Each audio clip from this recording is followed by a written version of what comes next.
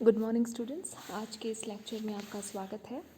पिछले लेक्चर्स में हमने स्वतंत्रता की अवधारणा के विषय में पढ़ा, स्वतंत्रता के विभिन्न प्रकारों के बारे में चर्चा की और साथ ही स्वतंत्रता एवं आर्थिक समानता के मध्य क्या संबंध है और साथ ही स्वतंत्रता और कानून किस प्रकार एक दूसरे से संबंधित हैं के विषय में पढ़ा।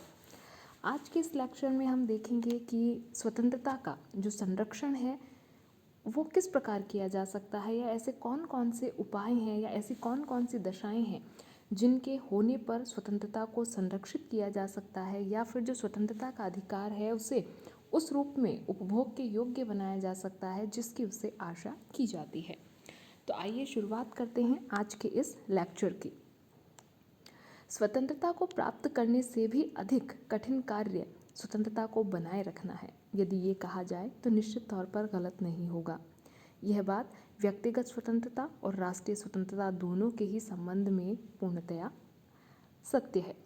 जो व्यक्ति अथवा राष्ट्र अपनी स्वतंत्रता का ठीक से उपभोग नहीं कर पाते और उनकी सुरक्षा के लिए आवश्यक प्रयास नहीं करते या आवश्यक जो कदम है वे नहीं उठाते हैं, तो निश्चित तौर पर उनकी स्वतंत्रता सदैव खतरे में रहती है। विभिन्न विचारकों ने स्वतंत्रता के संरक्षण संबंधी जो विभिन्न उपाय हैं उन पर विस्तार से चर्चा की है। तो आज के इस लेक्चर में हम ये देखेंगे कि स्वतंत्रता की सुरक्षा के लिए या स्वतंत्रता के अधिकार का उपभोग करने के लिए कौन कौन सी वांछनीय परिस्थितियां हैं जो होनी ही चाहिए। इनमें से कुछ विशेष परिस्थितियों के बारे में हम इस लेक्चर में चर्चा करेंगे। यदि सबसे पहले हम बात करें स्वतंत्रता के संरक्षण की, तो निश्चित तौर पर कानून का जो स्थान है वह पहला है। व्यक्ति अपनी विविध स्वतंत्रताओं का उपयोग राज्य में रहकर ही कर सकता है, क्योंकि ये राज्य द्वारा प्रदत्त एक कानूनी अधिकार है।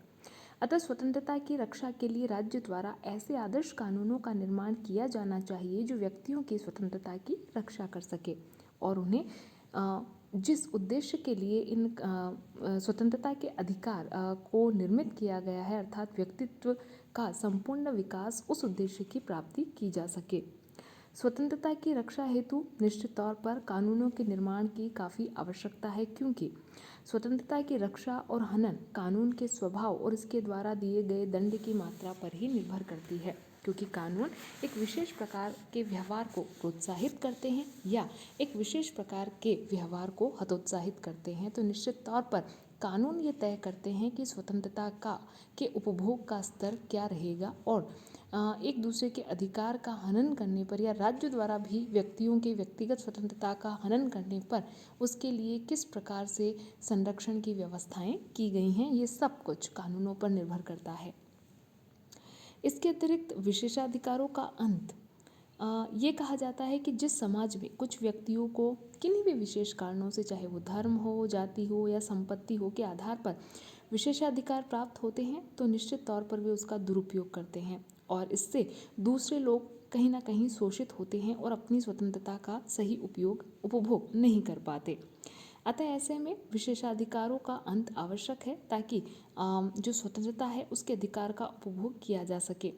यदि समाज के किसी भाग को विशेषाधिकार दिए गए हों तो उस दशा में जनसाधारण स्वतंत्रता का उपभोग नहीं कर सकता। तो ऐसे में निश्चित तौर पर विशेषाधिकारों का जो अंत है वह स्वतंत्रता को संरक्षण प्रदान करता है। इसके अतिरिक्त यदि हम देखें तो स्वतंत्रता की जो बात है वो निश्चित तौर पर लोकतंत्रात्मक शासन के अंतर्गत ही लागू होती है। लोकतंत्रात्मक शासन जनता का शासन होता है और ये जनाभिव्यक्ति को व्यक्त करता है। तो ऐसे में निश्चित तौर पर जो लोकतांत्रिक शासन है वह नागरिक स्वतंत्रता की न केवल रक्षा करता है वरन मानव के विकास के सर्वोच्च लक्ष्य को लेकर चलता है। अतः ऐसे में लोकतंत्रीय शासन जो है वही स्वतंत्रता के उपभोग करने की स्थितियां निर्मित करता है। ऐसे में विभिन्न प्रकार की अन्य शासन प्रणालियां, चाहे वे किसी भी रूप में सर्वाधिकारवादी हों, वे निश्चित तौर पर स्वतंत्रता के उस स्तर को मेंटेन करके नहीं चलती जितना लोकतंत्रात्मक शासन चलता है। अब हम बात करते हैं मौलिक अधिकारों की। मौलिक अधिकार संविधान द्वारा नागरिकों को प्रदत्त ऐसे अधिकार हैं जिनका उपयोग राज्य के विरुद्ध भी किया जा सकता है। ये मौलिक अधिकार दूसरे व्यक्तियों के हस्तक्षेप से नहीं बल्कि राज्य के हस्तक्षेप से भी व्यक्तियों की स्वतंत्रता की रक्षा करते हैं। यही कारण है कि वर्तमान समय में स्वतंत्रता की रक्षा के लिए मौलिक अधिकारों को आवश्यक समझा जाता है। यदि आप विभिन्न जो आधुनिक व्यवस्थाएं हैं, चाहे वो किसी भी राष्ट्र की हो, भारत, अमेरिका, ब्रिटेन, फ्रांस, रूस, विभिन्न जो संविधान हैं उनमें मौलिक अधिकारों की व्यवस्था की गई है जो कहीं ना कहीं नागरिकों को स्वतंत्रता की गारंटी प्रदान करते हैं। इसके अतिरिक्त स्वतंत्र न्यायालय स्वतंत्रता के संरक्षण के लिए अति आवश्यक है। नागरिकों की स्वतंत्रता के लिए यह नितांत आवश्यक है कि न्यायालय स्वतंत्र हो और न्यायालयों के कार्यों में किसी प्रकार का सरकारी हस्तक्षेप न हो। इस प्रकार की निष्पक्षता और स्वतंत्रता की स्थिति में ही न्यायालय नागरिकों के अधिकारों की रक्षा कर सकते हैं। न्यायालयों के व्यवस्थापिका या कार्यपालिका के अधीन होने पर वे शासन सत्ता के हस्तक्षेप से नागरिक स्वतंत्रता की रक्षा नहीं कर सकते। इसके अतिरिक्त न्याय सर्वजन सुलभ और शीघ्र होना चाहिए और निर्धन व्यक्ति निःशुल्क कानूनी सहायता प्राप्त कर सके, ऐसी व्यवस्था भी होनी चाहिए। न्यायपालिका की स्वतंत्रता के अभाव में स्वतंत्रता मात्र एक मृग मरीचिका बनकर रह जाएगी जो प्रदान तो की गई है वरन जिसका उपभोग संभव नहीं है, क्योंकि उसके संरक्षण हेतु आवश्यक दशाएं ही विद्यमान नहीं है। इसके अतिरिक्त सबसे महत्वपूर्ण जो है स्वतंत्रता के संरक्षण हेतु वह है सतत जागरूकता, क्योंकि नागरिकों की स्वतंत्रता की इच्छा मात्र ही नहीं बल्कि इसकी रक्षा प्रत्येक प्रकार के त्याग करने की भावना भी होनी चाहिए। और कहीं ना कहीं नागरिकों की जो सतत जागरूकता है वही उनकी स्वतंत्रता के स्तर को तय करती है। स्वतंत्रता की रक्षा के लिए व उनके उपभोग के लिए यह आवश्यक है कि नागरिक सतत जागरूक रहें और स्वतंत्रता का अतिक्रमण होने पर उसका विरोध करें। ऐसे कई राष्ट्र हैं, जैसे यदि हम इंग्लैंड का उदाहरण देखें तो वहाँ के नागरिकों द्वारा सतत जागरूकता के कारण ही इतनी अधिक स्वतंत्रता का प्रयोग किया जाता है। इसके अलावा इस संबंध में थॉमस जो जेफरसन है उन्होंने कहा है कि कोई भी देश तब तक अपनी स्वतंत्रता की रक्षा नहीं कर सकता जब तक कि समय समय पर वहाँ की जनता अपनी विरोधी भावना का प्रदर्शन करके शासकों को सजग न करती रहे। अतः जनता की सतत जागरूकता जो है वह स्वतंत्रता के संरक्षण की काफ़ी महत्वपूर्ण या ये कहा जाए सबसे अधिक महत्वपूर्ण शर्त है। शक्तियों का पृथक्करण तथा अवरोध एवं संतुलन। स्वतंत्रता की जो रक्षा है उसके लिए शक्ति पृथक्करण अर्थात सारी शक्तियाँ सरकार के एक अंग में केंद्रित न होकर विकेंद्रित होनी चाहिए, उनका वितरण या बंटवारा कर दिया जाना चाहिए, क्योंकि जब भी शक्ति एक हाथ में केंद्रित होती है वह शोषण का कारण बनती है। इसके साथ ही जहाँ तक व्यवस्थापिका, कार्यपालिका और न्यायपालिका का संबंध है या के मध्य शक्तियों के वितरण की बात है, तो न केवल इनमें शक्तियों का वितरण किया जाना चाहिए बल्कि संविधान में कुछ ऐसी व्यवस्थाएं भी की गई हैं कि न केवल ये एक दूसरे से अलग अलग हैं बल्कि एक दूसरे को कहीं ना कहीं संतुलित या प्रसंतुलित करने का कार्य भी करती हैं। इसके अतिरिक्त इससे पूर्व के लेक्चर में हमने आर्थिक समानता के विषय में पढ़ा था, तो आर्थिक न्याय जो है वो स्वतंत्रता के संरक्षण हेतु अति महत्वपूर्ण है। यदि हमें स्वतंत्रता की रक्षा करनी है तो हमारे द्वारा जीवन की वास्तविकताओं की उपेक्षा नहीं की जा सकती, क्योंकि भूखे व्यक्ति का कोई ईमान नहीं होता। वह निश्चित तौर पर अपने पेट के लिए रोटी चाहेगा, स्वतंत्रता नहीं चाहेगा। तो ऐसे में यदि हम आर्थिक समानता की स्थापना नहीं कर सकते तो उसके अभाव में स्वतंत्रता जो है उसका उपभोग किया जाना संभव नहीं है। जब तक व्यक्तियों के लिए भोजन, वस्त्र और आवास की व्यवस्था नहीं हो पाती तब तक यह सोचा भी नहीं जा सकता कि वे स्वतंत्रता का उपभोग कर सकते हैं। अतः आर्थिक न्याय स्वतंत्रता की सबसे महत्वपूर्ण और प्रभावशाली गारंटी है। इसके बिना स्वतंत्रता एक ही वर्ग का हित बनकर रह जाएगी। इसके अलावा स्वतंत्रता की रक्षा हेतु वर्तमान समय में मीडिया का जो महत्व है वह बढ़ता चला जा रहा है।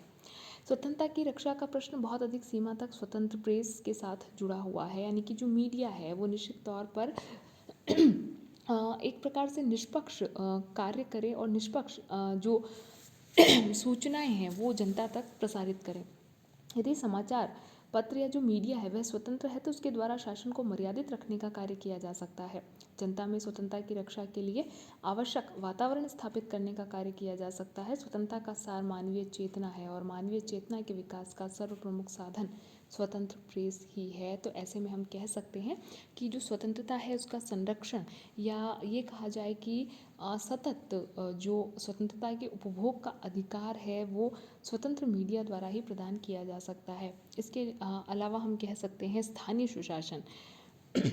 स्थानीय सुशासन की जो संकल्पना है बेसिकली वो शक्तियों के केंद्रीकरण पर नहीं, यानी कि सेंट्रलाइजेशन पर नहीं, बल्कि विकेंद्रीकरण अर्थात शक्तियों को बांटने पर आधारित है। तो नागरिकों में स्वतंत्रता के प्रति प्रेम उत्पन्न करने के लिए और उन्हें अधिकाधिक जागरूक बनाने की दिशा में स्थानीय सुशासन द्वारा अत्यंत महत्वपूर्ण कार्य किया जा सकता है। राज्य में सत्ता का जितना अधिक विस्तृत वितरण होगा उतना ही अधिक उसकी विकेंद्रित प्रकृति होगी। मनुष्य ने अपने स्वतंत्रता के प्रति उतना ही अधिक उत्साह होगा, क्योंकि स्थानीय सुशासन शासन का वह रूप है जिससे व्यक्ति प्रत्यक्ष रूप से सीधे तौर पर जुड़ता है, तो निश्चित तौर पर वह इसका महत्व समझ सकता है। तो कुल मिलाकर ये सारे बिंदु नहीं हैं, लेकिन फिर भी हम इन बिंदुओं के माध्यम से ये समझ सकते हैं कि किस प्रकार स्वतंत्रता का संरक्षण किया जा सकता है और उसे अक्षुण्ण बनाए रखा जा सकता है। लेकिन फिर भी यदि हम ये देखें कि इनमें सर्वाधिक महत्वपूर्ण क्या है, तो वह है नागरिकों की सतत जागरूकता, क्योंकि नागरिक जितना अपने अधिकारों को लेकर जागरूक होंगे और वे शासन की दमनकारी नीतियों का जितना अधिक विरोध करेंगे, उतना ही उनकी स्वतंत्रता के उपभोग का स्तर बढ़ता चला जाएगा। यदि आप वर्तमान समय की विभिन्न व्यवस्थाओं में, जो विभिन्न राज्य व्यवस्थाएं हैं या विभिन्न देश हैं, उनमें यदि स्वतंत्रता के अधिकार का स्तर देखें तो निश्चित तौर पर वो पृथक पृथक है, डिफरेंट है, वेरी करता है कंट्री टू कंट्री। लेकिन इसके पीछे जो रीज़न है वो यही है कि वहाँ की जनता अपने अधिकारों के प्रति कितनी जागरूक है और वो कहाँ तक अपनी द्वारा चुनी गई सरकार की नीतियों के प्रति अपना समर्थन या विरोध जता पाती है। तो आज के इस लेक्चर में हमने स्वतंत्रता के संरक्षण के कौन कौन से वांछनीय उपाय किए जा सकते हैं के विषय में पढ़ा।